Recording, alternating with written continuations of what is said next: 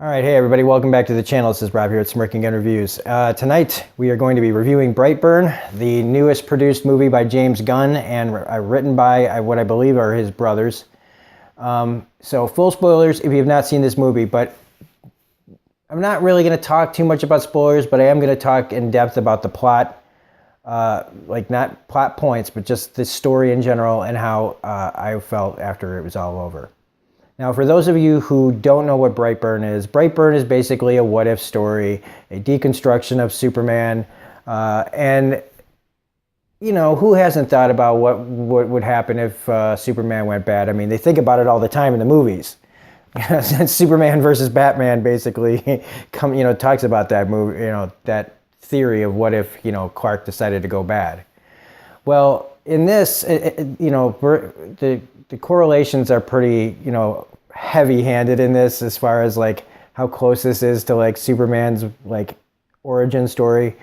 Nice couple living on a farm, find a spacecraft with a kid inside that's all adorable and grown up, and they teach him how to be a good person, and they eventually, when they find out about his powers, they help him and they guide him and they mold him into this great beacon of hope. That's not this movie, and if you saw the trailer, you know that is not this movie. Because one of the main differences in this is the character itself of Brendan Byer. I do like that it's BB, kind of like Clark Kent is CC. But there's also just little kind of things in here, like there's a girl that could be Lana Lang. There's, the way that he gets picked on, like Clark got picked on, but see, Clark had a conscience, and that is something that this character does not have. He just, from the word go, you look at this kid's face and you just go, yeah, he's a psycho. And that's one of my problems with this kind of movie where the kid is the villain, is they never cast a kid that you don't think is a villain. Every one of these kids that are in these movies, you take one look at them and you go, yeah, asshole. So, you're not rooting for this kid even before he becomes his powers to me. Because you know where it's going, and it's just the coldness and the matter of factness. You could tell that this kid was already, while smart, like a lot of psychopaths are, he has a good family. He has a great upbringing. But this kid was born without a conscience, or basically whatever he came from, like whatever's in his DNA, it is, it's clearly not, even with the help of a nice family, his DNA pushes right through all those nice things. And it's also kind of similar to Kal-El, Clark Kent, Superman, whatever.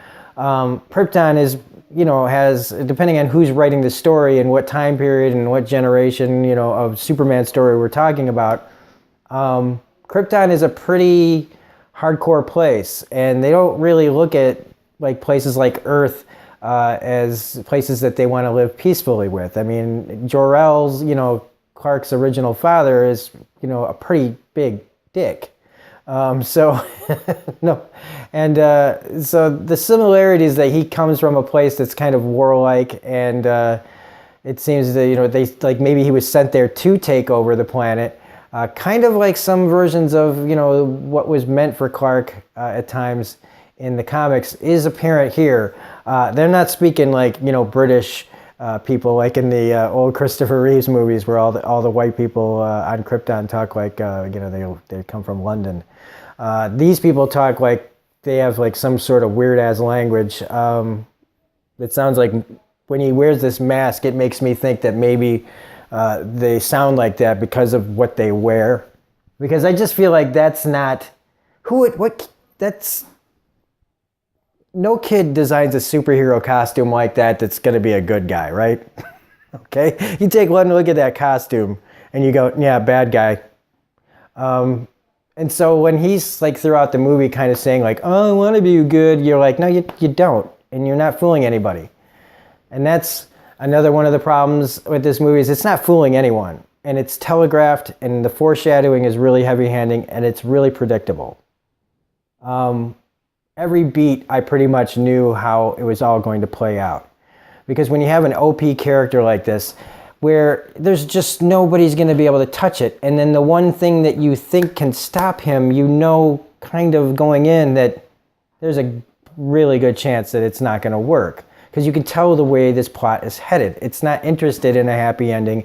It's not interested in redemption. It's just telling a story about what would it really be like if a 12-year-old had superpowers.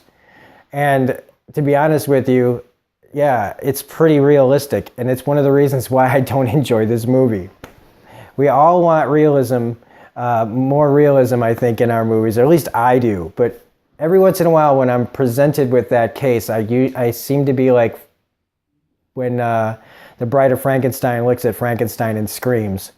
You know, you're just like, you see the thing, the realization of it all, and you're horrified by it. And that's how I was here, just like in movies like Good Time. Where it's really realistic and plays out the way it probably would in real life. I see the reality of the situation, and I turn away in disgust. And that's how I kind of felt after this movie was, well, I thought it was technically efficient and well acted, and the story is it's a fun little idea. Who hasn't thought about, you know, like I said earlier, Superman going bad? It's all over. I mean, Injustice, it has 2 video games about Superman being bad already. So it's, you know, it's in the consciousness.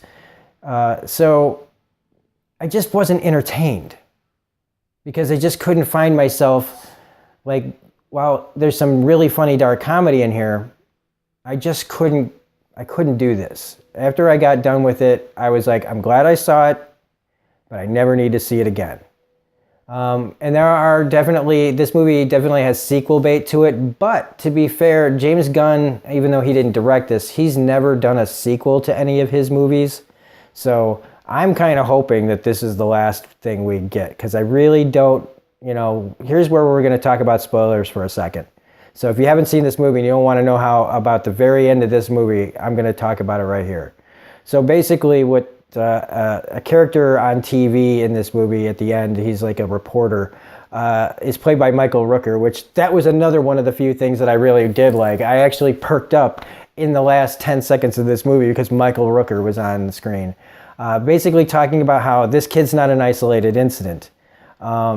That there's basically a Wonder Woman, a Martian Manhunter, a Flash, an Aquaman all out there. This universe's version of the Justice League, and it doesn't sound like they're nice people either.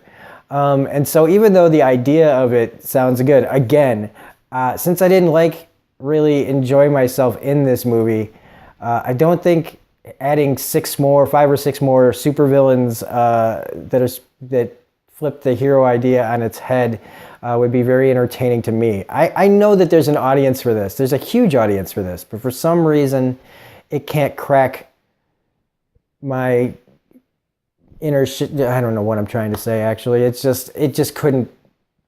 I could not sit there and enjoy it the way I wanted to. And I had a feeling going into this movie that would be the case.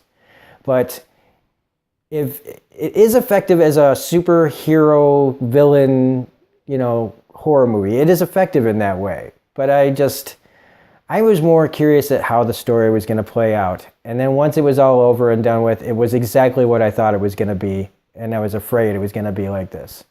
One person I got to give it up to, though, was the guy who plays the dad. And it's going to kill me why I can't remember his name. David Denham. He was, I think I might be pronouncing his last name wrong, though. He was from The Office. He played Roy. And he was really good in this. He doesn't I never see him in things where he's like one of the leads. And he was really, really good in this. I was on board with this character the whole time, even though he's pretty much doomed. Because you're going up an unstoppable force. And that was the other thing, again, is just that at everything, there's no hope here. There really isn't any hope here because they're technically, you know, Clark has kryptonite, this kid has something else, but we never even get a chance to see it really in action. So, although darkly humorous and maybe, a few months from now if I rewatch it, maybe I'll feel differently. But right now, like I said, while it is a technically efficient movie and well acted, and especially the kid, he's doing a really good job. It's just he was born with psycho face. And so I hope wherever this kid goes, he smiles a lot, because I wouldn't want to be associated with this character as a young a young kid growing up. I mean, this kind of movie could mess his life up if people decided to like. He's gonna really wish he was Brightburn in real life. If people start picking on him in real life, don't do that. Don't pick on him though. He's just a little kid. So anyway, I don't know. Like I said, I was glad to see it. I never need to see it again. So that's it. If you like this review, please hit the like button, comment, share, subscribe, all that jazz. Otherwise, have a great night. Bye.